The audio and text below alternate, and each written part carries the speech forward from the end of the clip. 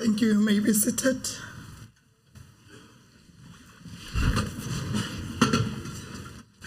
The Secretary shall read the 7th order of the day.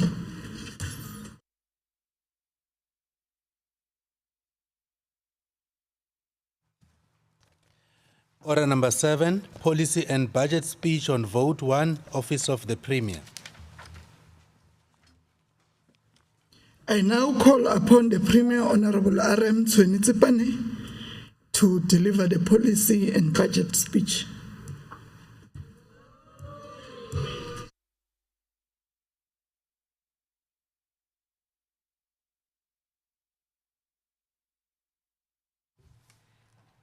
Thank you for the opportunity, Madam Speaker. Greetings to your good self, the Deputy Speaker, the Chief Whip of the ruling party, the honorable members of the Executive Council, the executive mayors in our midst, the honorable members of Legislature, the head of administration, the Director General, Mr. Mampuru Makuku, and all HODs in our midst, our esteemed citizens in the House and those that are following us this session through the social media platform, Lochan. Madam Speaker, I am truly honored to present to this august House the synopsis of the plans that the Office of the Premier has put together for the current financial year, as well as how these are going to be resourced. Let me foreground my remarks by reiterating the reasons of existence, or in more popular parlance, the mission and objectives of the Office of the Premier is that the Office of the Premier is the center of government. By that we mean that it sets the tone and direction from which other departments, the agencies, and the entities take their cue. In this way, this organizes and coordinates the work of government. Through the policy and governance program, the OTP ensures that departments, agencies, and entities develop plans that are aligned to a broader provincial program of action.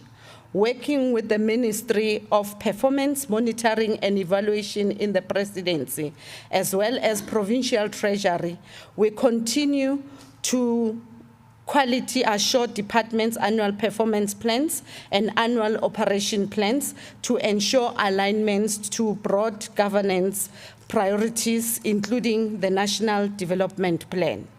Through our transversal human resources function, the OTP ensures that the organizational structures of departments and other entities are responsive to the plans as developed.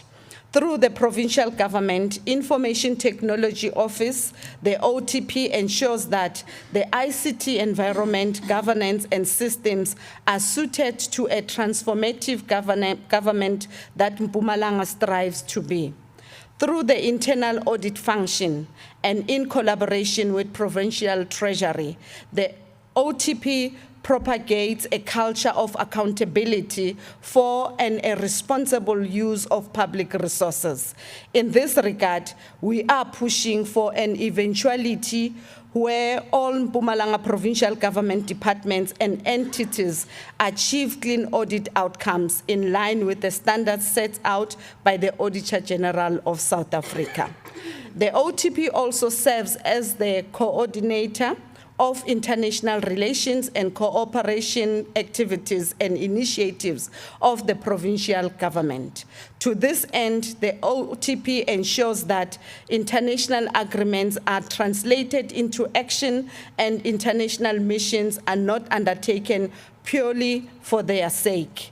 In the light of an ever-evolving global environment, the OTP has, in recent years, taken over overall responsibility for the coordination of initiatives that promote a just transition.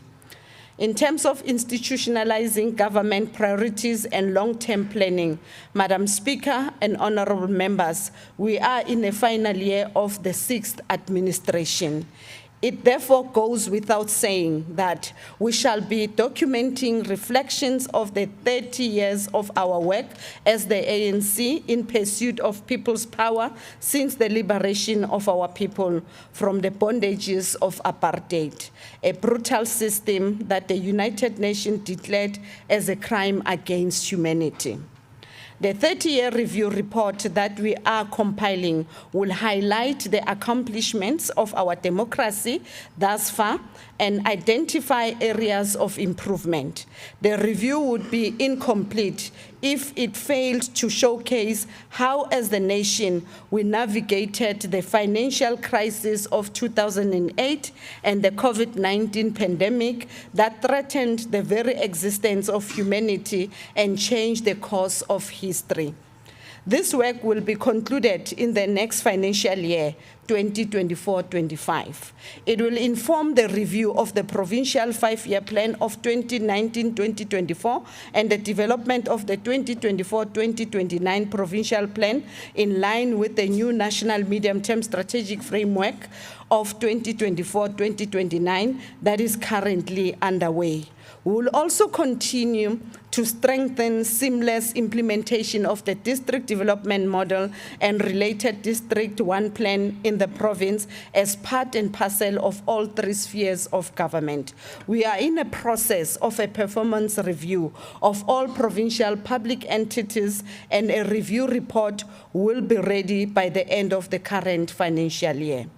Madam Speaker, in the midst of our ongoing national electricity crisis, it is generally accepted that Mpumalanga, as the home of the grid, must be at the center of finding solutions.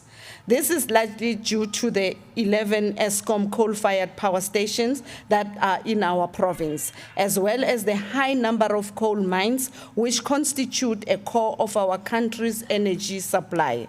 Madam Speaker, following our pronouncement last year that the Office of the Premier would be the center of coordination of the province's climate change and just energy transition program, we have some progress update to share.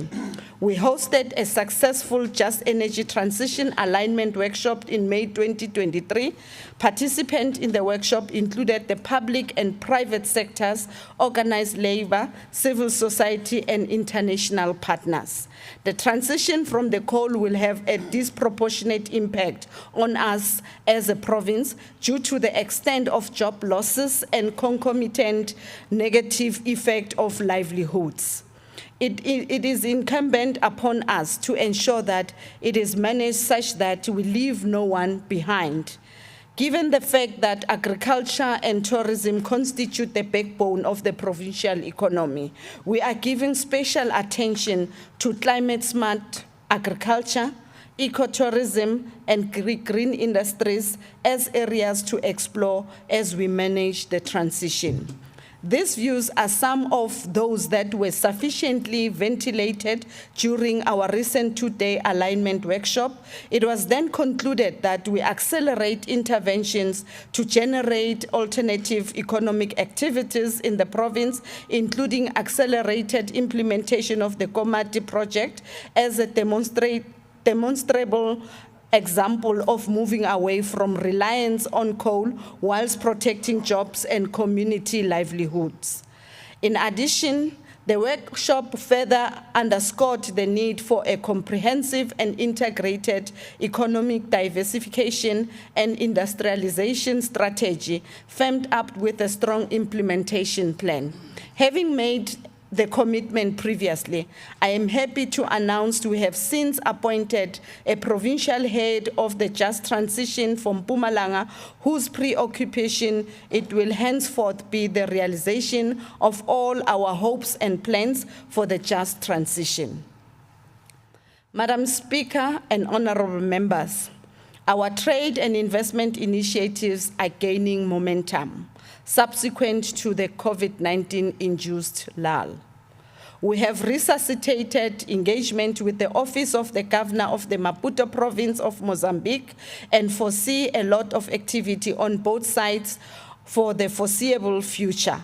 This will be done in line with our existing MOU, which is bound to underground periodic review. In the same vein, we have hosted a High Commissioner of Mozambique to South Africa, Her Excellency Maria Manuela Lucas, during her working visit to Mpumalanga province.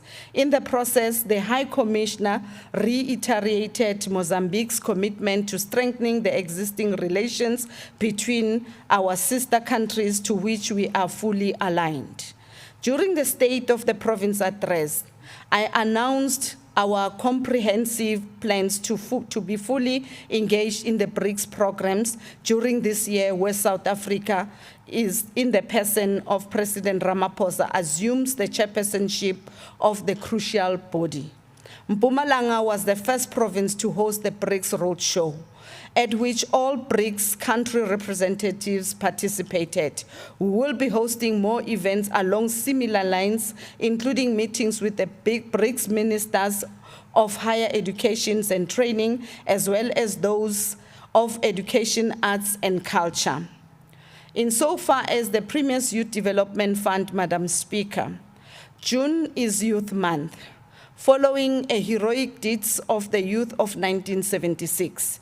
In their honor and in line with the essence of our message in this year's SOPA, I am today continuing to showcase the efforts of our government in ending youth unemployment, poverty, and inequality.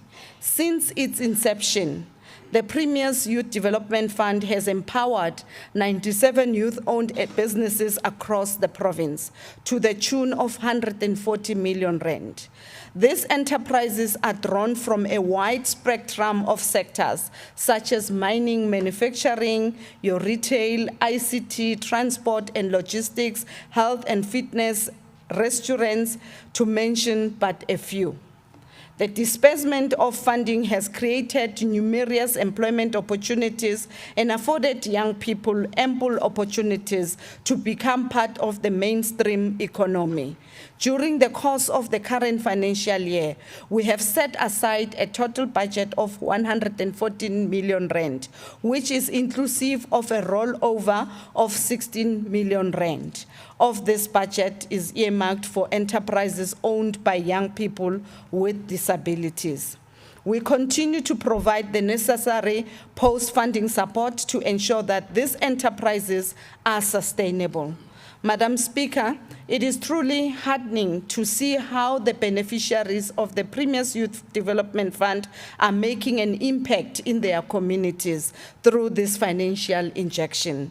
For example, the 1246 gym, which is owned by two young siblings in Kutlu, Bushbuckridge Municipality. The gym is fitted with state-of-the-art training facilities. Not only has the gymnasium created sustainable job opportunities with the prospect of growing, but has contributed significantly towards the adoption of a healthy lifestyle by the community of Mkutlu. The gymnasium is but one of these entities. As we mark this achievement, Madam Speaker, it is my singular honor to acknowledge Bonagele Mkasi of the gymnasium in Mkutlu. She is joined by like-minded beneficiaries who have used the fund to create job opportunities in their locations. We also have Godfrey Malachi of the Young Blood Holdings in Makazeni. We also have Shoki Mukwena of the Come Today Trading in Tembisile Hani. We also have Bonyunkosi Mkhunu of Taros Green in Dr. Pixlika Isaka Seme. And lastly, in our midst, we have Sihle Ngwenya of Black Child Twini in Govan-Begi. They are here with us today, Madam Speaker, and I want to urge them to stand up for the House to acknowledge them.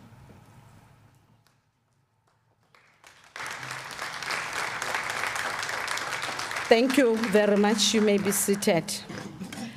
Now, having internalized the rallying call of the youth, that there can be nothing about them without them, we are at an advanced stage to issue a public call for applications and/or nominations of young people for possible appointment into a Premier's Youth Advisory Council.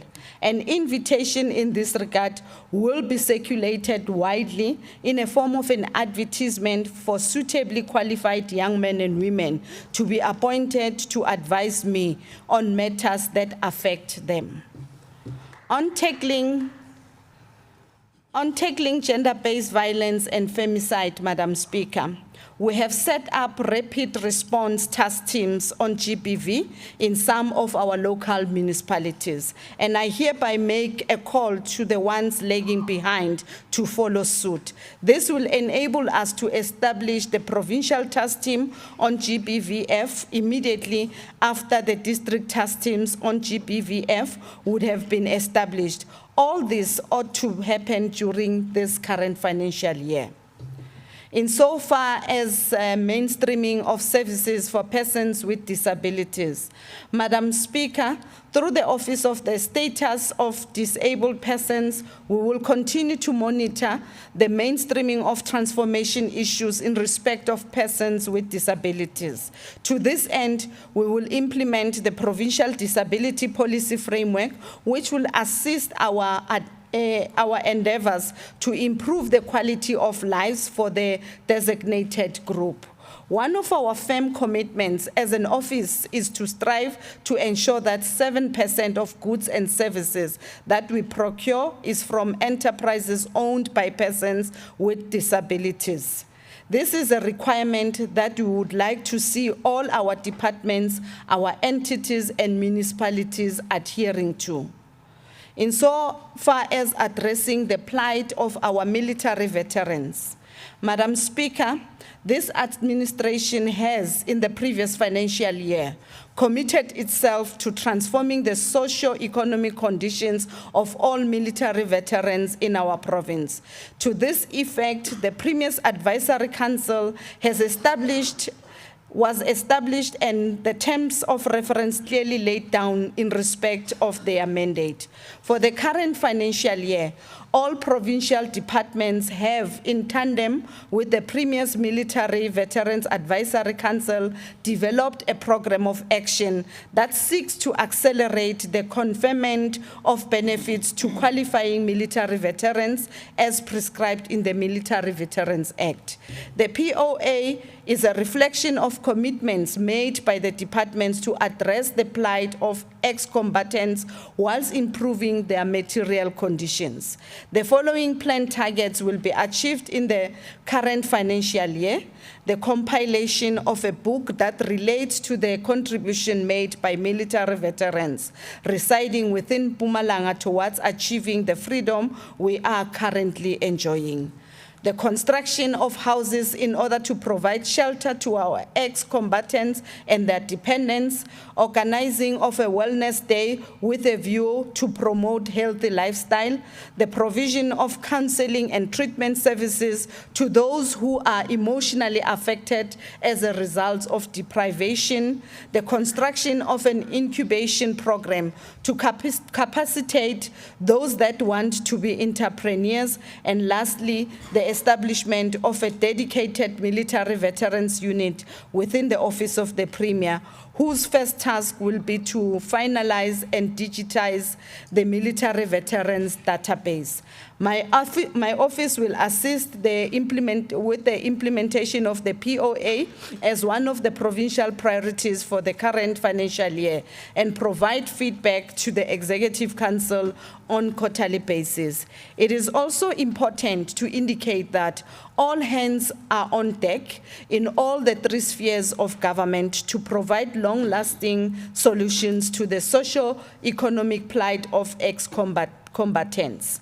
We welcome the recent pronouncement by the Deputy Minister, Mr. Thabang Makwetla, to the effect that the pension benefits that military veterans are entitled to will be released to qualifying individuals eminently. Madam Speaker, Insofar as strengthening coordination and accelerating service delivery, we remain on course to set up a project management unit aimed at facilitating and coordinating infrastructure planning, design, monitoring, and evaluation during this current financial year.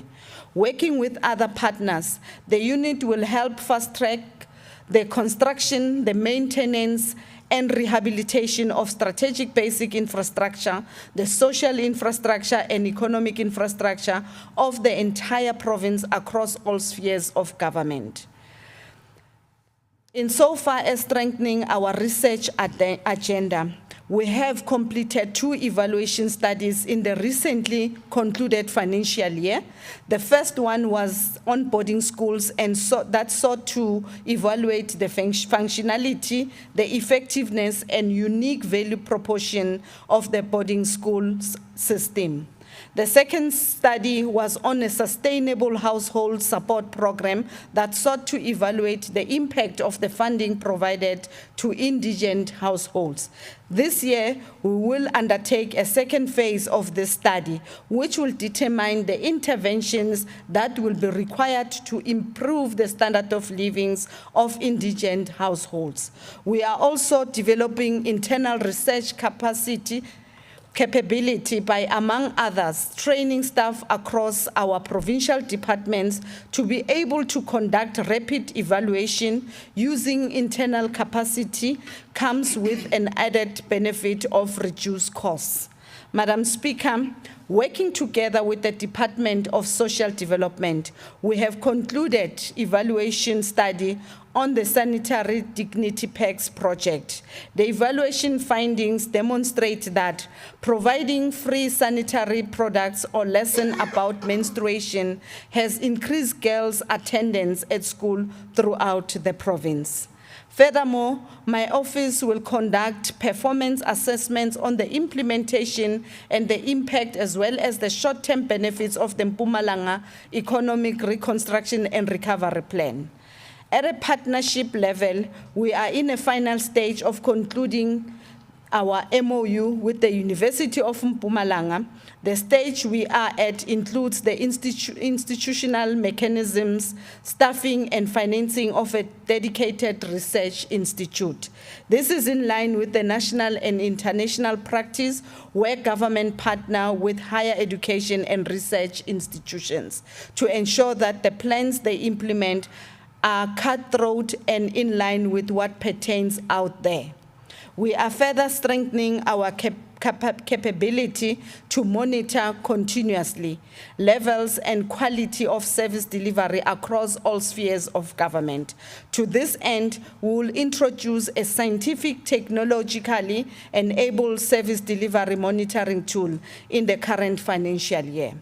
The tool, which will be interactive, will enable members of the public to share with us and inform the Office of the on service delivery challenges experienced at what level or any government institution. All matters raised by our communities will be monitored and be reported back to. Insofar as strengthening the Mpumalanga Provincial AIDS Council, Madam Speaker, TB and HIV remains a significant public health threat facing the province. The findings of the midterm review of the Provincial Implementation Plan for HIV, TB, and STIs for 2017-2022 have provided a compass for our multi-sectoral response to these epidemics. Some of the key findings include the failure to meet targets on putting patients on ART treatment, high default rate on TB treatment, and high loss of follow-up consultation due to migration, amongst others. Emerging out of this review, we have noted with concern that the Garsibande and Kangala district municipalities have not met their 90-90-90 targets as set out by UNAIDS. We will work closely with these 2 districts to help move with speed to reach the new UNAIDS target of 95-95-95. District catch-up plans have been developed and are currently being implemented in line with the midterm review of the 2017-2022 Provincial Implementation Plan in order to address the findings as well as accelerate efforts towards achieving set targets. The continued financial support from the Global Fund and the Presidential Emergency Prevention for AIDS Relief will assist the province in intensifying its quest to eliminate new HIV and TB infection. The year 2023 marks the end of the 5-year National Strategic Plan for HIV, TB, and STIs for 2017-2022. Subsequent to the launch of the new National Strategic Plan for 2023-2028, the province has started the process of developing its provincial implementation plan thereto. All stakeholders are urged to participate in the PIP development process so that no one is left out. In this regard, I wish to thank all those who participated in the national consultation undertaken by SANEC in the province. Your input shaped the national response as they were included in the new NSP. A Provincial AIDS Council Lekgotla will be held this financial year to reflect on our performance. We shall also award the best performing AIDS councils in the province. The new Provincial Implementation Plan for HIV, TB, and STIs for 2023-2028 will also launch during the Provincial AIDS Council Lekgotla. We are looking forward to the election of new civil society forum at national, provincial, district, local levels. The terms of office of the new civil society forum will be aligned to the lifespan of the new National Strategic Plan for 2023-2028. We wish to thank the outgoing civil society forum for their leadership in the province. Madam Speaker, insofar as the strengthening communication platforms, there is a need to improve information sharing that cannot be overemphasized. As a public administration, sharing of information with our citizens is a constitutional requirement which we uphold. The integrated provincial communication strategy, which we have developed, validates our commitment of compliance as contemplated in Section 195, subsection G of the Constitution, which states as follows, and I quote, open quotes, "Transparency must be fostered by providing the public with timelessly accessible and accurate information," close quote. Our commitment to keep our citizens informed about government's programs of action and the delivery of services has yielded the desired outcome. ICASA, the media regulatory body, has allocated our province a spectrum with 3 licenses made available. Our initiative of mobilizing communities to apply for the 3 licenses has culminated in communities working together to make a submission to ICASA. It is now public knowledge that Mpumalanga TV and Capital TV are now on the last stretch of the approval stage.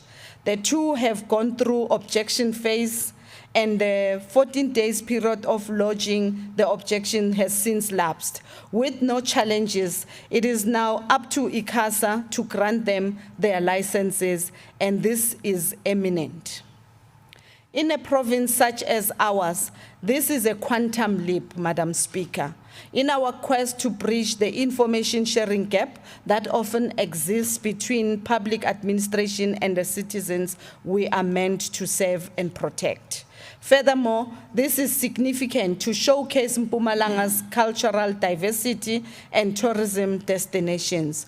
We will keep our fingers crossed that this media development project will stimulate an interest in the creative art industry and open a broad range of opportunities for the youth. Insofar as institutionalizing an ethical culture, Madam Speaker, in an effort to institutionalize professional ethics in the provincial administration, members of the Provincial Anti-Corruption Coordinating Committee were trained as certified ethics officers, and more members will be trained later in the year. We will also host the Provincial Annual Ethics Seminar. The office will continue to investigate cases of fraud, corruption, and maladministration, and ensure implementation of recommendation to restore public confidence. Madam Speaker, to improve audit outcomes, the Office of the Premier, in partnership with the Provincial Treasury, will continue to support departments and municipalities whose audit outcomes still leave a lot to be desired, especially on predetermined objectives.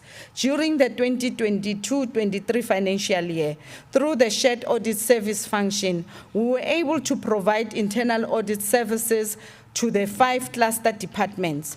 With regards to improve audit outcomes, the report of the Auditor General shows that 8 departments in the Mpumalanga Provincial Administration obtained unqualified audit outcomes for the financial year ended 31st March 2022. The province improved by 1 from the 7 realized in the previous financial year, that is year end 31st March 2021. The provincial departments have developed remedial audit action plans to address all the findings raised by the Office of the Auditor General in the 2021-22 audit. Progress on implementation of the audit action plan is being monitored by both the Internal Audit and Audit Committee on a quarterly basis. Furthermore, departments are expected to report to the Audit Committee on a quarterly basis on the progress made for both internal audit and audit general issues.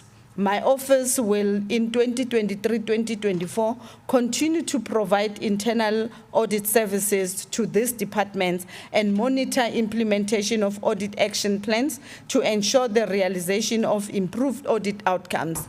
In this regard, we will review the efficiency and effectiveness of internal controls in order to assist in strengthening of the control environment.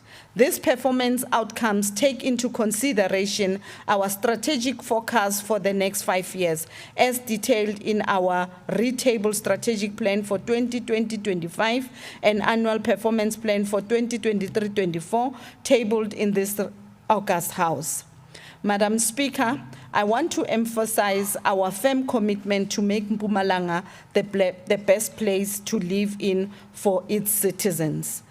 This budget vote is intended to respond to the voices I still hear that our people all over the province are crying for decisive service delivery, especially water, electricity, road infrastructure, education, social amenities, and most importantly, jobs. We have heard the voices of farm dwellers and farm workers, our mine workers, our hawkers and youth with no jobs who have lost hope.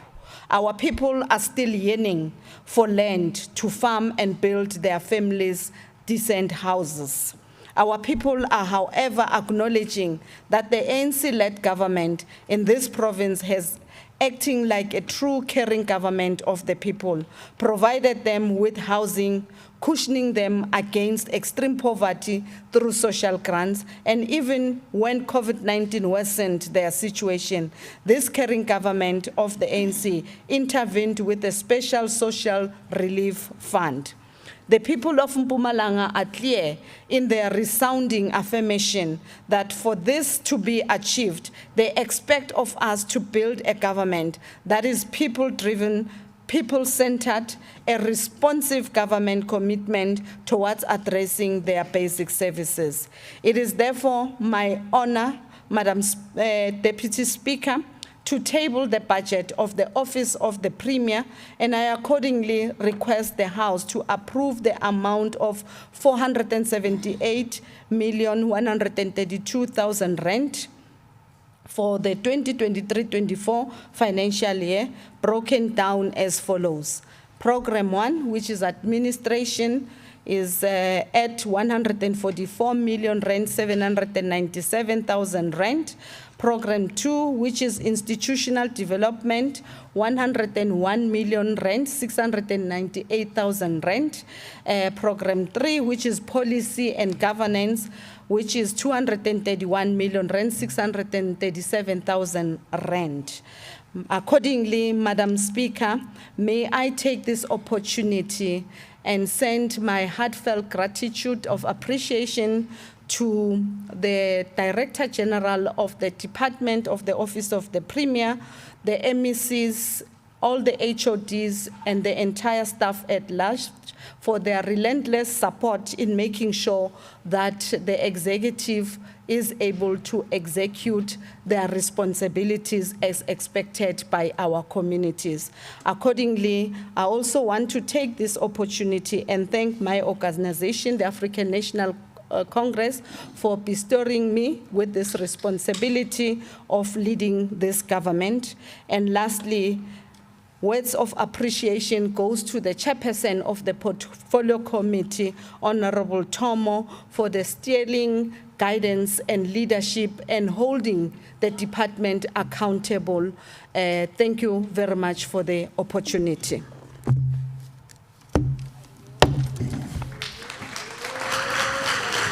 Thank you very much, Honorable Premier, for the well delivered policy and budget speech. The Secretary shall read the 8th order of the day. Order number 8, consideration of a report of the Portfolio Committee on Premier's Office, Finance, Economic Development and Tourism on Vote 1, Office of the Premier. I will now call upon the chairperson of the Portfolio Committee on Premier's Office, Finance, Economic Development and Tourism, Honorable T.S. Tomo, to table the report. No, thank you very much, Deputy Speaker. Once more, greetings to the House. I rise to table before the House the report for consideration and adoption by the House. Thank you very much. Thank you. I'm informed that there's no debate on this report. Now the question before the House is whether we agreed to adopt the report as tabled by Honorable Tomo. Agreed to? The Secretary shall read the 9th order of the day. Order number 9, policy and budget speech on Vote 2, Mpumalanga Provincial Legislature.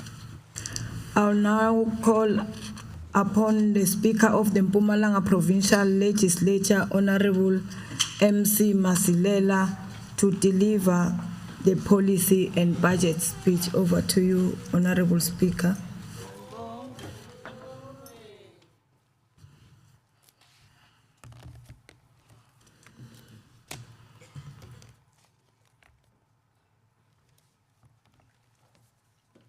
Honorable Deputy Speaker, Ms. Tabete Mfukeng, the Premier of Mpumalanga Province, Ms. R.M. Tshwenitsipane, members of the 6th Mpumalanga Provincial Legislature, members of the Executive Council, Director General of the Mpumalanga Provincial Government, heads of departments, Secretary to the Legislature, our special guests, ladies and gentlemen, good afternoon, Sanbonani.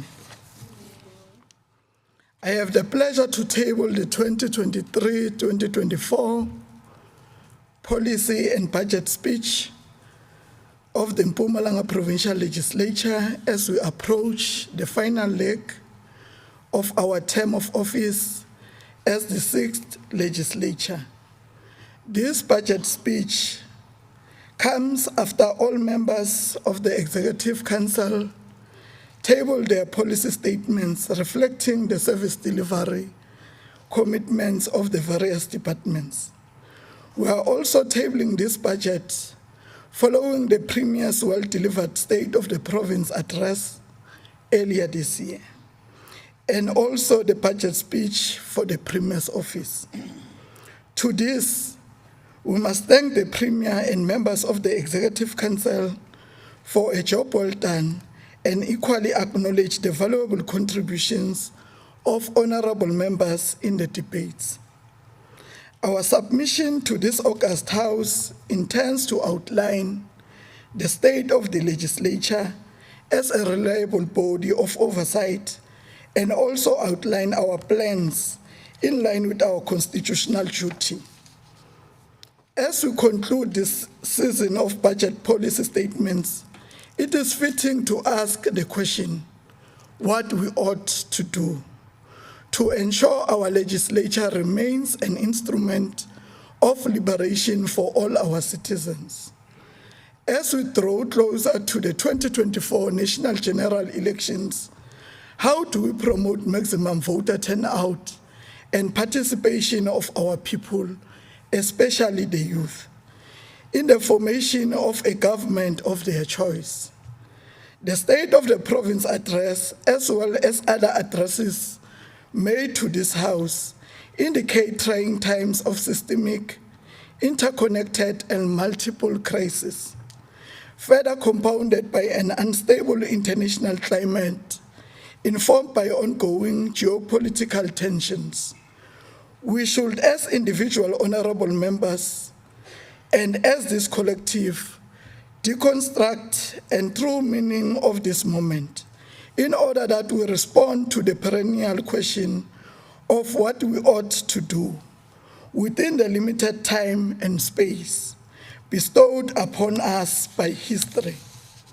This should give effect to a progressive oversight agenda informed by the concrete, material, and existential conditions of our time.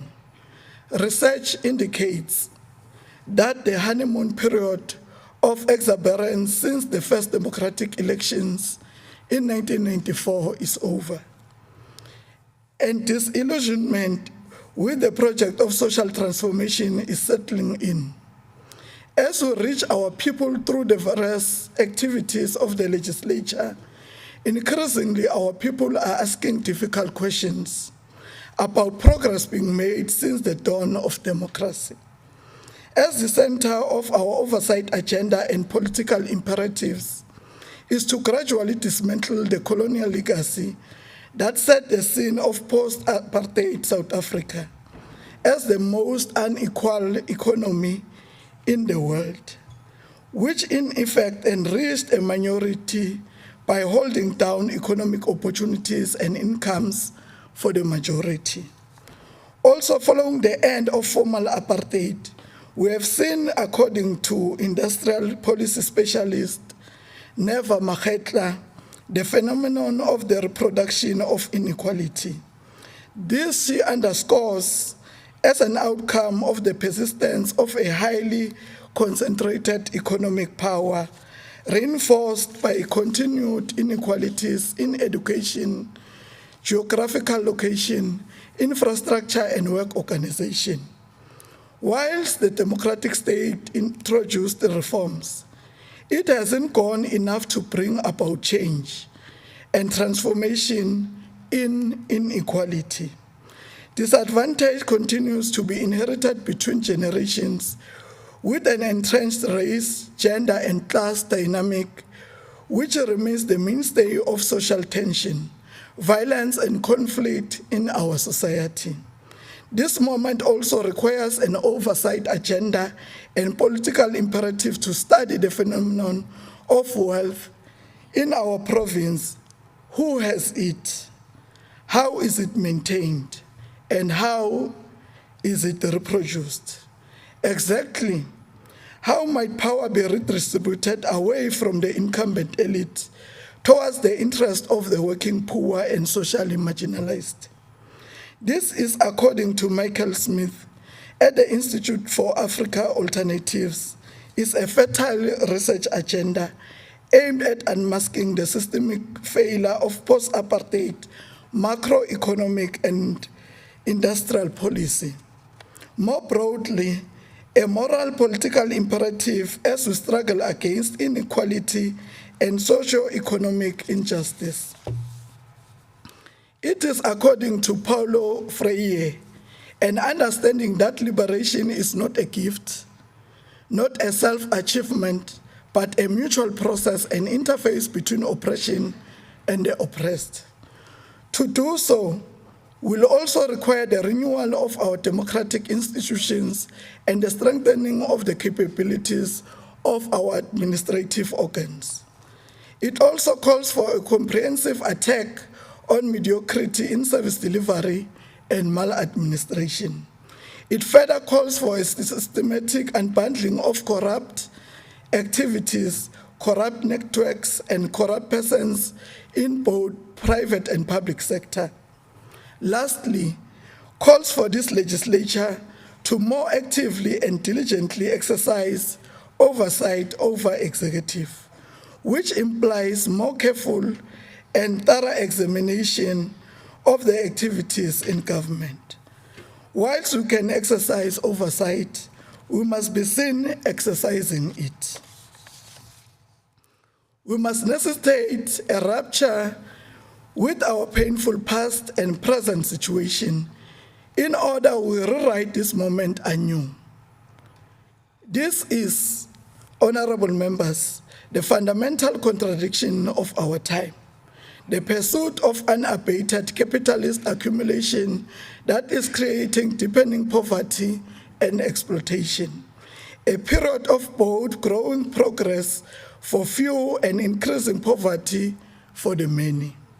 This, according to Karl Marx, is a particular mode of production of barbarism, which determines the form in which wealth is created and distributed.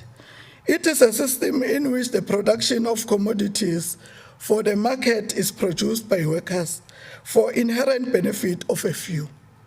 Our socio-economic outlook indicates youth unemployment between ages 15 and 35 sits at 53.3%.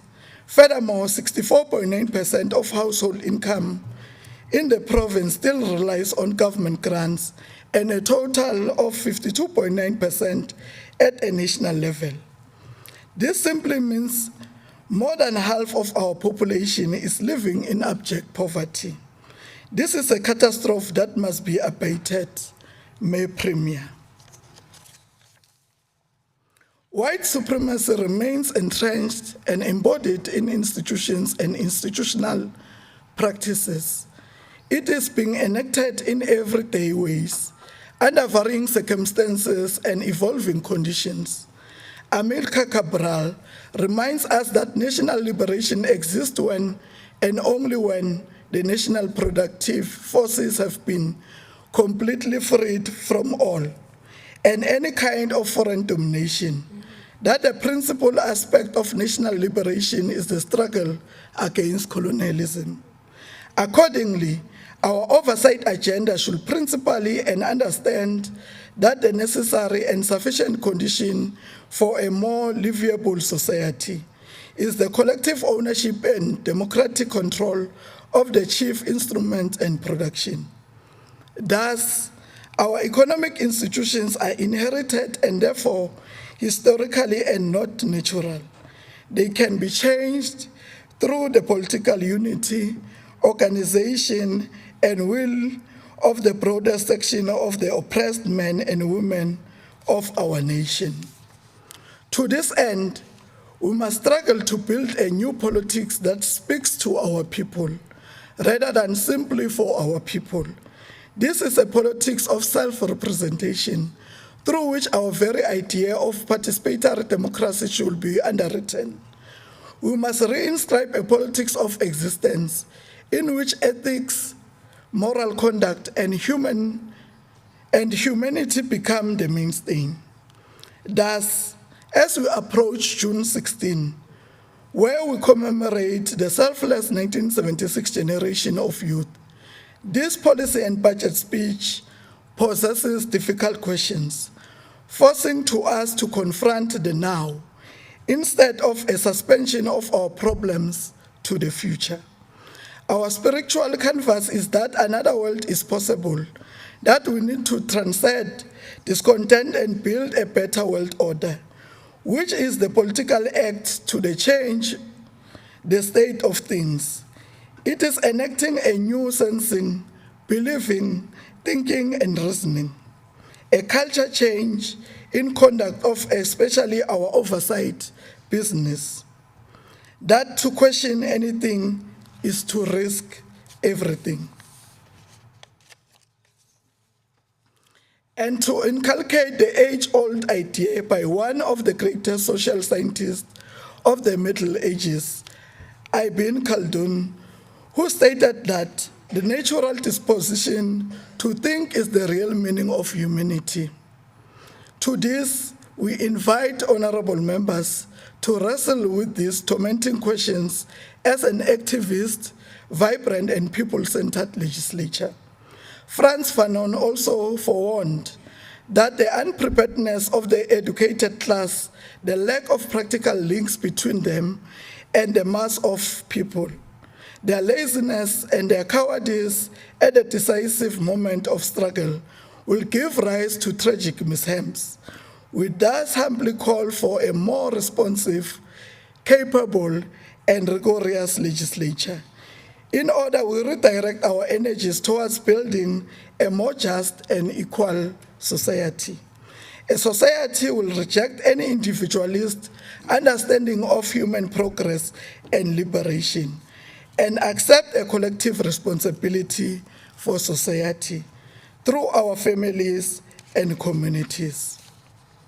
Honorable Deputy Speaker, informed by the strategic-oriented goals of our legislature, we therefore commit to ensure a vibrant parliamentary assembly that transforms society in response to developmental needs and social justice, an effective oversight machinery that enacts scrutiny of government action against the needs of our citizens, an active and involved public on all matters that affect their lives, and a healthy relationship in the spirit of cooperative governance between the legislature, government, and other organs of the state.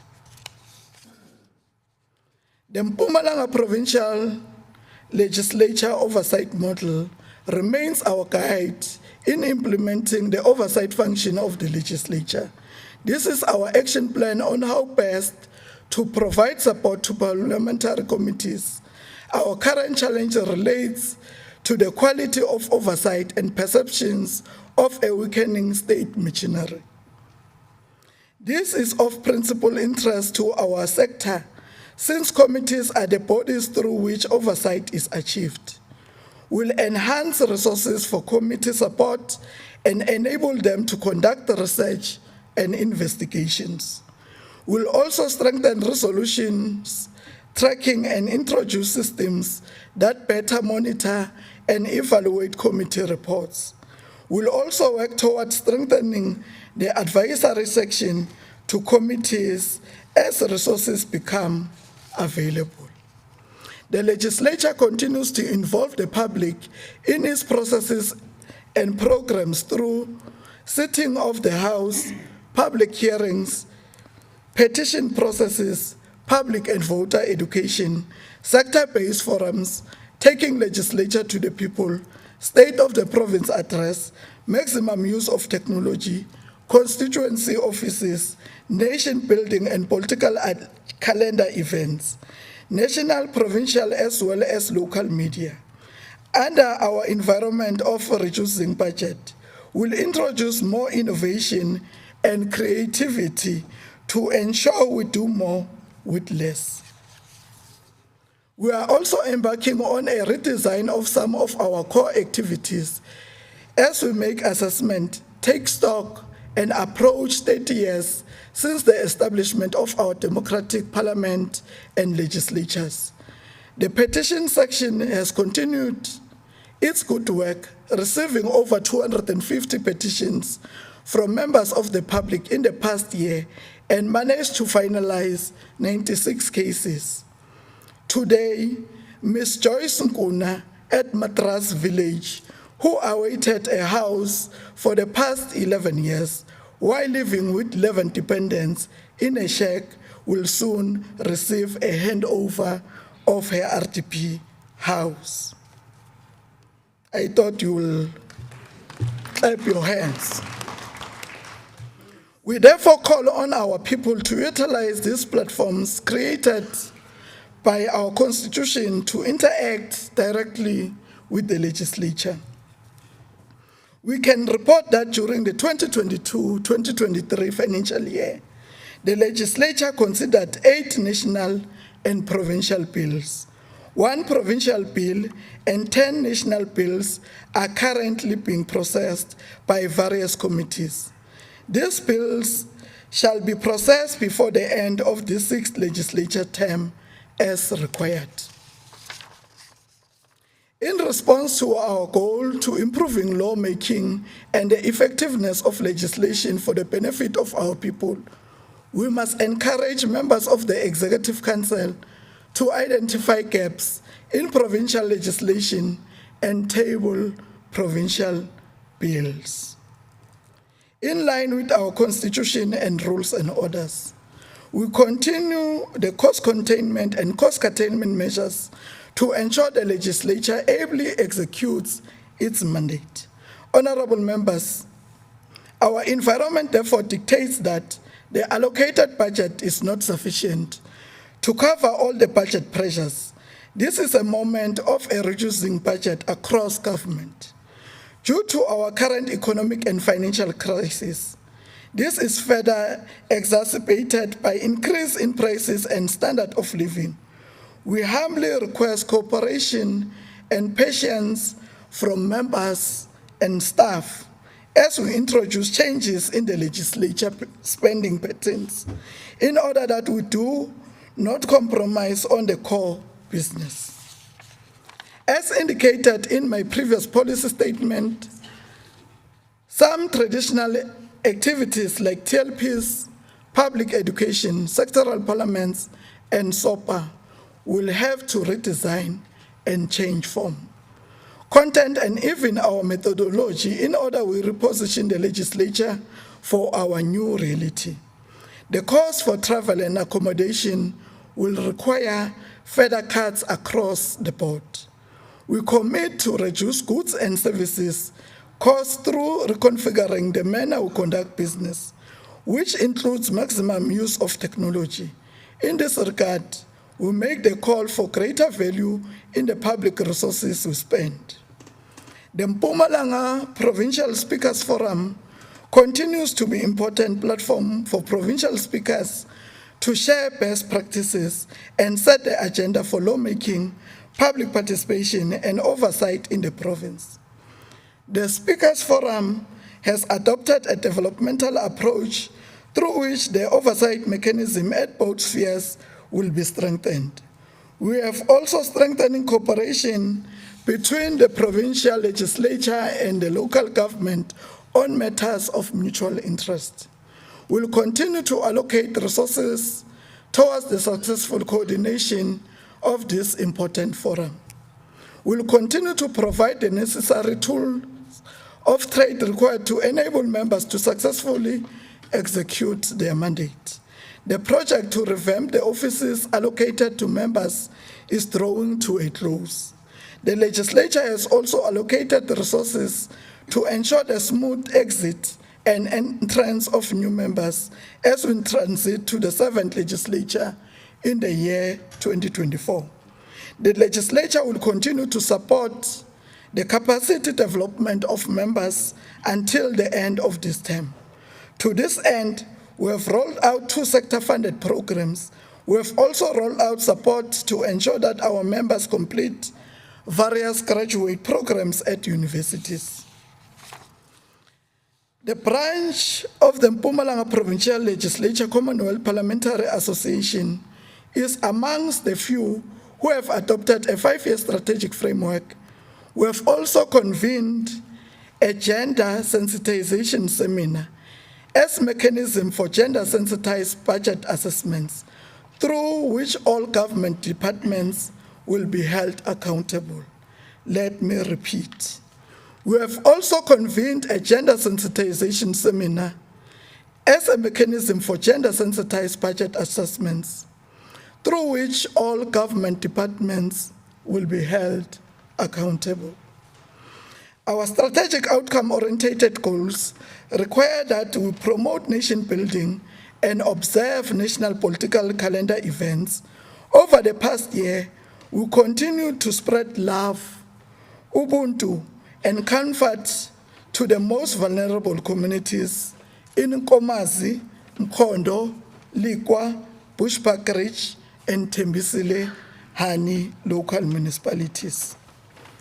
We have undertaken initiatives to provide support to youth from poor villages to create alternative sources of income for their families.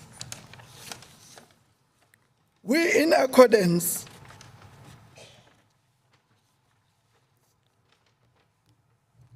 call on the private sector to partner with us so that we together play our part in the ongoing project of nation building.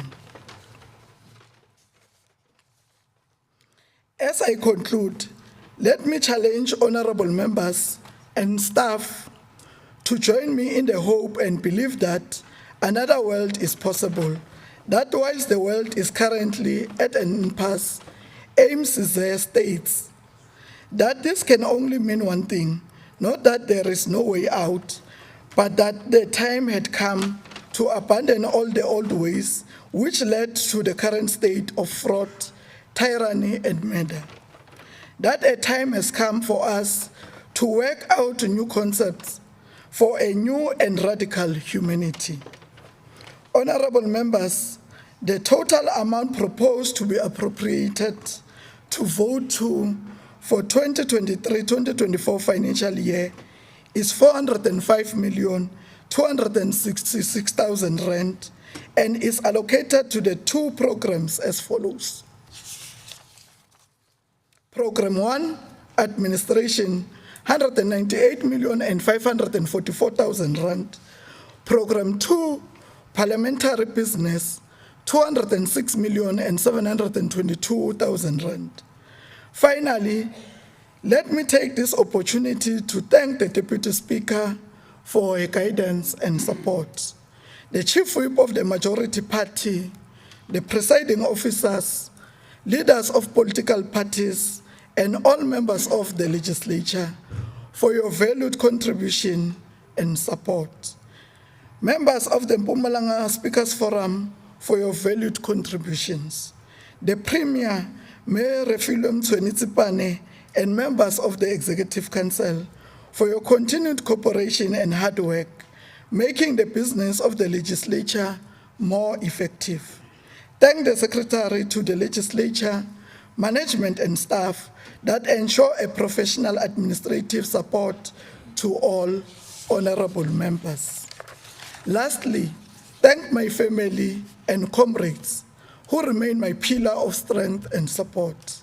We table policy and budget statement and request this sitting to appropriate and approve the amount as proposed. Re a leboga, siyabonga, ndo leboga, I thank you.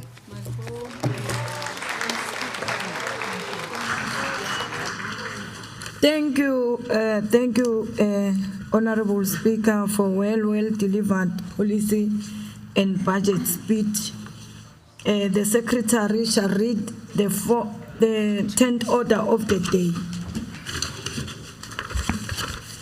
Order number 10, consideration of a report of the Select Committee on Legislature Oversight on vote to Mpumalanga Provincial Legislature.